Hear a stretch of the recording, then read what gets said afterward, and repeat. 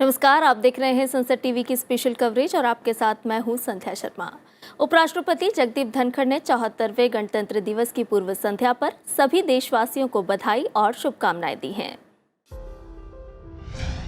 गणतंत्र दिवस की पूर्व संध्या पर देशवासियों को बधाई देते हुए शुभकामना संदेश में उपराष्ट्रपति ने कहा कि गणतंत्र दिवस हमारे संविधान में निहित सदियों पुराने सभ्यतागत मूल्यों में हमारे विश्वास की पुष्टि करने का अवसर प्रदान करता है। उन्होंने कहा कि ये सभी महान स्वतंत्रता सेनानियों, महान विचारकों और गुमनाम नायकों के योगदान को याद करने का पवित्र अवसर भी है, जिनके बलिदान ने हमारे गणतंत्र की नींव रखी है। उपराष्ट्रपति ने इस अवसर पर अपनी उपलब्धियों को याद करते हुए नए जोश के साथ राष्ट्र निर्माण के प्रयास के प्रति खुद को फिर से समर्पित करने का भी आह्वान किया। लोकसभा अध्यक्ष ओम बिरला ने भी गणतंत्र दिवस की पूर्व संध्या पर देशवासियों को शुभकामनाएं दी हैं। उन्होंने कहा कि गणतंत्र हमारे लिए केवल एक शब्द मात्र नहीं है, बल्कि ये हमारे संप्रभु राष्ट्र का पर्याय और आधार है। गणतंत्र दिवस की पूर्व संध्या पर देशवासियों को बधाई देते हुए लोकसभा अध्यक्ष ने कहा कि आज के दिन हम उन मनीषियों को याद करें जिन्होंने देश की आजादी में भूमिका निभाई और संविधान निर्माण में अथक योगदान दिया।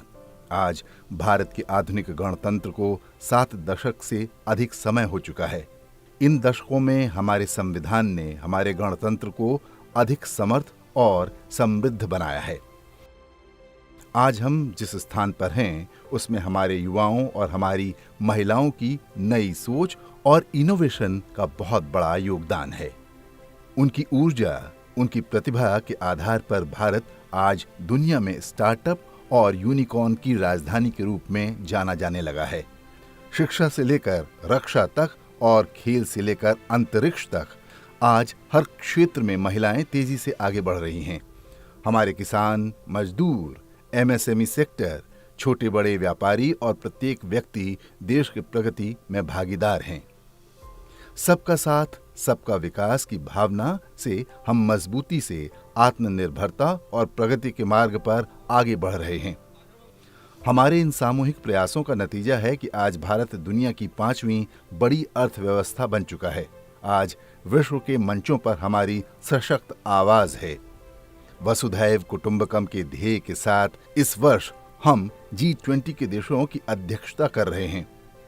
इस अवसर पर देश का प्रत्येक नागरिक लोकतांत्रिक प्रक्रिया में अपनी भागीदारी को बढ़ाने का संकल्प ले।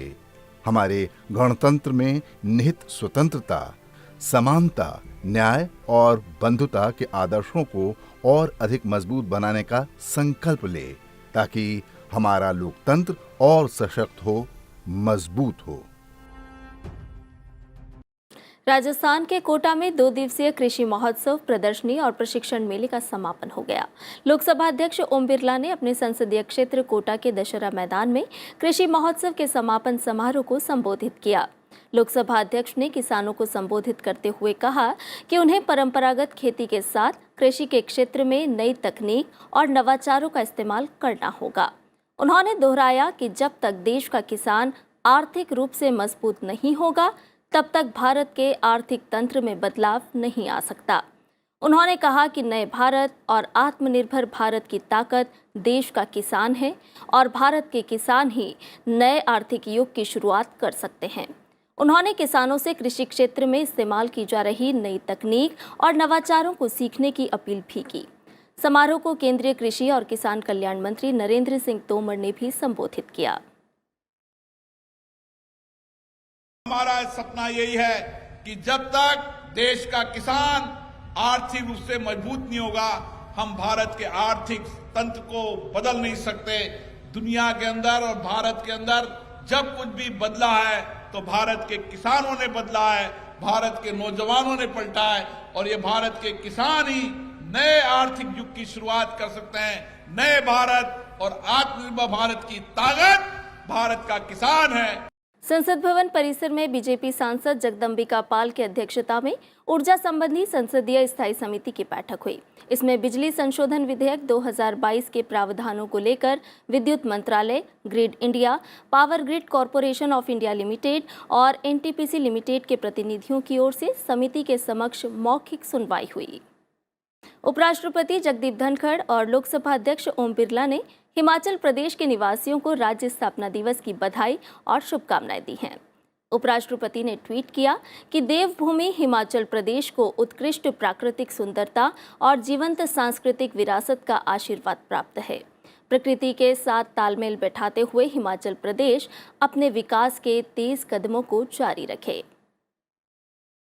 लोकसभा अध्यक्ष ने ट्वीट किया, देवभूमि हिमाचल प्रदेश का नैसर्गिक सौंदर्य, अनूठी संस्कृति और परंपराएं पूरी दुनिया के लोगों को आकर्षित करती हैं। हिमाचल के लोगों का राष्ट्र की उन्नति में अनुपम योगदान रहा है। ये प्रदेश नई बुलंदियों को छुए। राष्ट्रीय मतदाता दिवस पर लोकसभा अध्यक्ष ओम बिरला ने सभी मतदाताओं का अभिनंदन किया है। उन्होंने ट्वीट किया कि भारत को विश्व का सबसे बड़ा लोकतंत्र बनाने में देश के मतदाताओं का अहम योगदान रहा है। उन्होंने अपनी चेतना और विवेक से निष्पक्ष मतदान में विश्वास जताते हुए दुनिया के समक्ष आदर्श प्रस्तुत किया है। लोकसभा अध्यक्ष ने देशवासियों को राष्ट्रीय पर्यटन दिवस की भी शुभकामनाएं दी हैं। उन्होंने ट्वीट किया कि पर्यटन का सामाजिक आर्थिक जीवन में विशेष महत्व है। आज के दिन हम अपने पर्यटन स्थलों को सहेजने, उनको वैश्विक स्तर पर प्रचारित करने और वहां आने वाले पर्यटकों के लिए सुरक्षित वातावरण तैयार करने का संकल्प दोहराएं। फिलहाल हमारी स्पेशल कवरेज में इतना ही। आप देखते रहिए संसद टीवी। नमस्कार।